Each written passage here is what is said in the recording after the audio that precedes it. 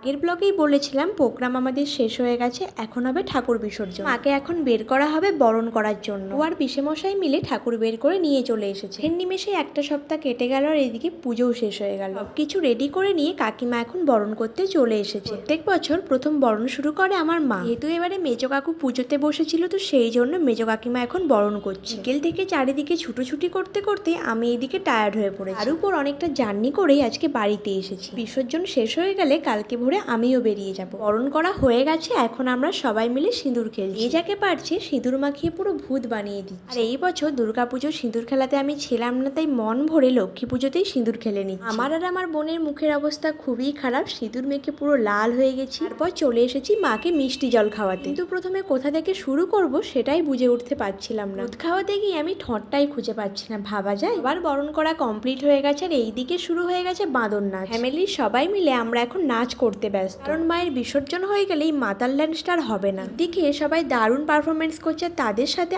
আমিও যোগ দিয়েছি। এখন হবে মায়ের কনকাঞ্জলি আর কাকিমাই কনকাঞ্জলিটা নিচ্ছে। চোখের নিমেষে এই পুজোটা শেষ হয়ে গেল, আবার এই পুজোর জন্য একটা বছর অপেক্ষা করতে হবে। দুর্গাপুজোর থেকেও বেশি আনন্দ হয় আমাদের এই লক্ষ্মী পুজোতে। মায়ের এবার বিদায়ের পালা, তার সাথে আমাদের সবারই খুব মন খারাপ। পুজোর জন্য সবাইকে আবার একটা বছর অপেক্ষা করতে হবে। মায়ের বিসর্জন আমাদের বাড়ির সামনেই হবে।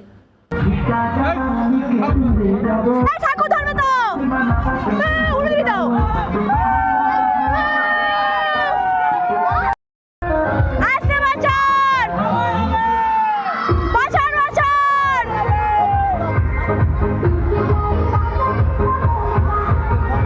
বিসর্জন দিতে চলে এসেছি, বাড়ির সামনে পুকুরেই বিসর্জন দেওয়া হচ্ছে। এই পুকুর ঘাটটা না ইউজ করে করে অবস্থা খুবই খারাপ হয়ে গেছে। বাড়ির সামনে আরো অনেক ভালো পুকুর ঘাট আছে, কিন্তু ছোট থেকে দেখে এসেছি এই পুকুরেই মায়ের বিসর্জন হয়। 3 বার ডুবিয়ে তোলার পর মাকে এখন বিসর্জন দেওয়া হবে। বিসর্জন হয়ে গেছে, এবার আমরা সবাই চলে এসেছি শান্তি জল নেওয়ার জন্য। যেখানে মাকে বসানো হয়েছিল এই জায়গাটা এখন পুরো ফাঁকা হয়ে গেছে। সবাই আমরা এখন শান্তি জল নেব, তারপর রয়েছে খাওয়া দাওয়ার পর। সব শেষ করে আমাকে আবার তাড়াতাড়ি ঘুমোতে যেতে হবে, কারণ কালকে ভোরেই আমি বেরিয়ে যাব। অলরেডি এখন 10টা পেরিয়ে গেছে, খাওয়া দাওয়া করে সবকিছু কমপ্লিট করতে করতে 11টা বেজেই যাবে। যারা যারা ইনভাইট ছিল তারা এখন সবাই খেতে বসে গেছে। আজকে রাতের মেনুতে আছে খিচুড়ি, বাঁধাকপির তরকারি, তার সাথে ছিল পটল ভাজা।